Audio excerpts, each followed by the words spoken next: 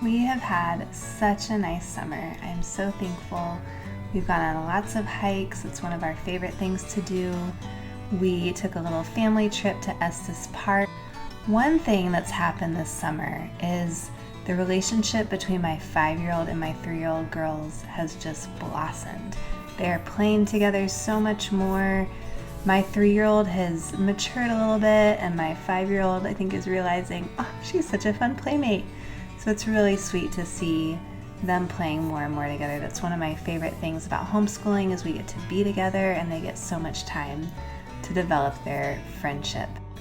Even though I very much enjoyed kind of just being a little bit freer this summer, I have been thinking lately that it would be good for us to get back into at least our morning routine. So one thing that I do is I make my girls breakfast the night before and just put it in the fridge so I can get out and set it on the table.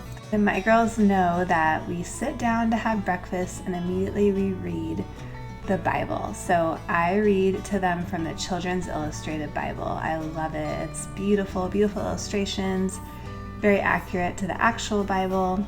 And I'm just kind of letting them choose stories to read about this summer. We'll do more of a structured Bible study this fall.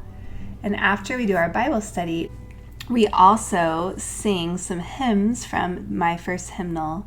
This is my kids' favorite part of the morning. They absolutely love it. I let them each choose a hymn to sing, and we really enjoy that, especially my 1-year-old. Keep in mind there's a fountain.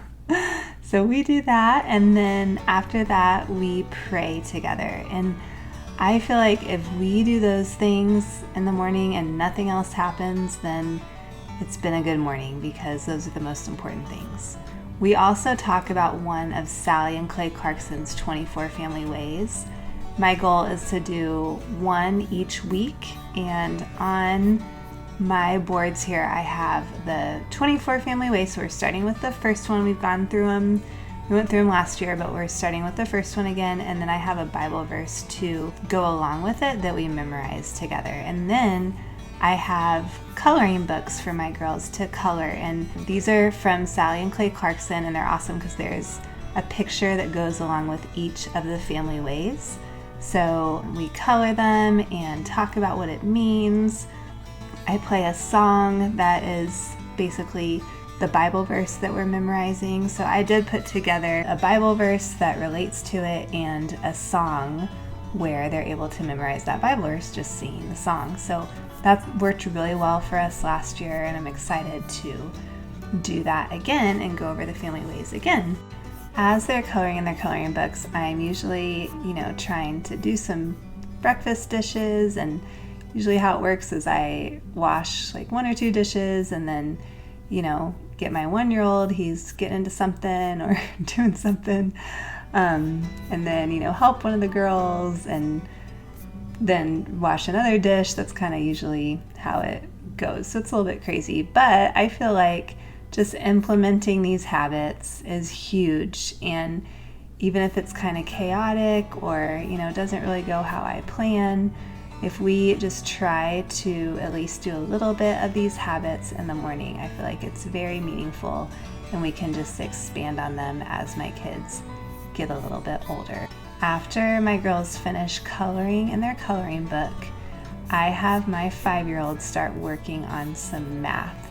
So I have gotten her the Good and the Beautiful math, and we were using Saxon math the last year or so, which was fine, but I just wanted to try something different, and I am loving her math right now. It's very open and go, which Saxon kind of was too, but I feel like this is even more so. It's the perfect level for her, and they mix it up with just some games and some practice, and I really like how they do it. So she's working on that, and she's able to do some of it herself, and some of it she needs help with. So I'm kind of washing dishes, helping her, helping my 3-year-old who's playing with her math manipulatives on the other side of the table.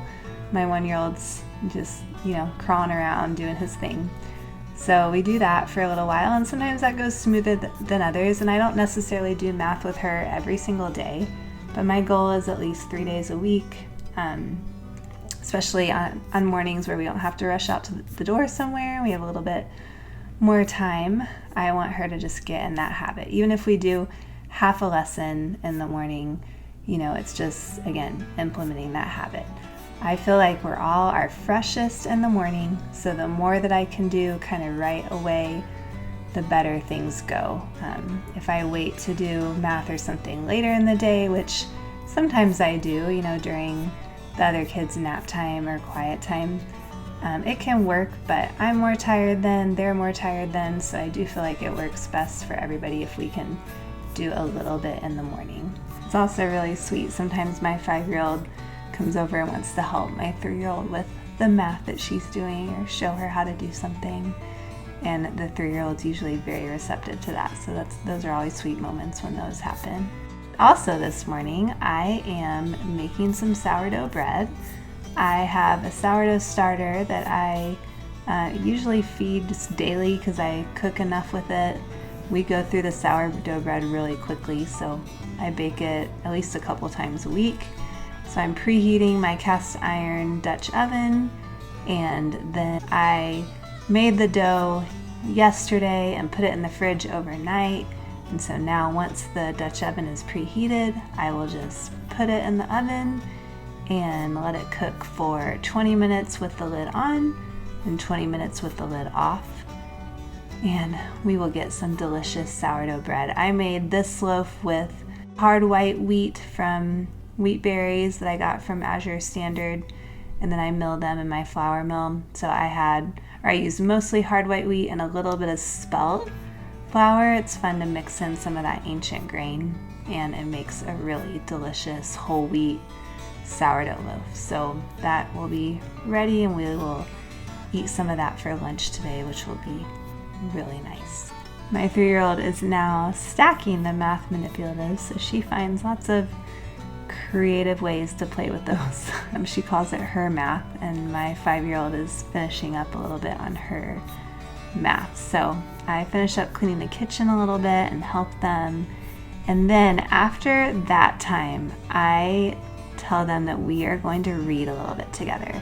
Now, sometimes we just read one book, sometimes we read part of one book. I'm trying again to instill that habit. I love learning from Sally and Clay Clarkson and reading their books and learning about how Sally homeschooled her kids, and she always talks about having a morning reading time with them. And so I'm trying to just instill that habit of reading together, even if it's just a little bit right now, before they kind of get antsy and just need to go play or do something else.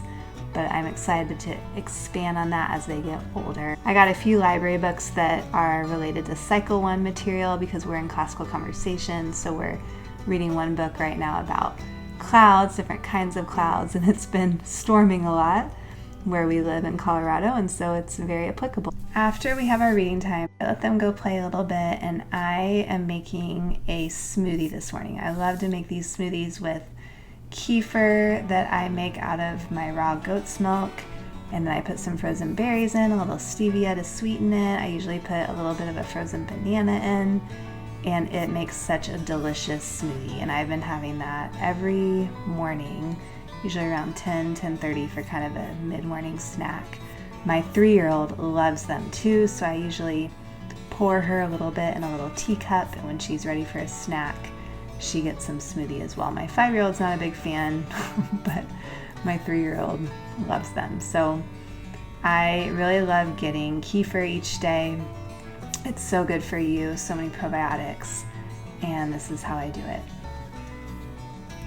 After I finish making a smoothie, I also strain my kefir grains that have been sitting on the counter fermenting, and I get some more kefir, and then those grains that I strained out, I'm going to mix with more raw goat's milk and just sit on the counter so they can continue to ferment. I usually do this every other day because I like it to ferment for a good 24 hours. It makes it extra sour, and just then I get that extra fermentation, those really good probiotics, and I can't go through kefir fast enough to do it every single day, so I let it sit as long as possible. But I'm working on that this morning while the kids are playing.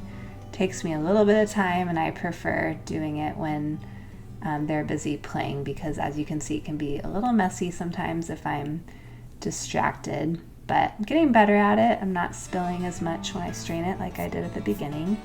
So it's kind of part of my routine in the morning, is taking care of that. After I finished straining my kefir grains, my sourdough bread was ready and came out of the oven, and I had a bite or two of it because it's so good, just fresh out of the oven. So that is kind of what our mornings will look like for the next couple weeks. I'll add some things to that once we get into the school year. Since my kids are still pretty little, we're not gonna do a ton, but we do fun games with the memory work that goes along with classical conversation, since we're part of that. And I'm going to do some reading stuff with my daughter, so I'll talk about some more of those things in later videos. But I hope this was helpful to just kind of see how we get back in the swing of having a little bit more routine to our morning, and it definitely helps with little children especially. So if you've been enjoying my videos, please subscribe to my channel. I'm posting 2 videos each week related to homeschool, parenting stuff, and some health-related things. So please subscribe and have a great day.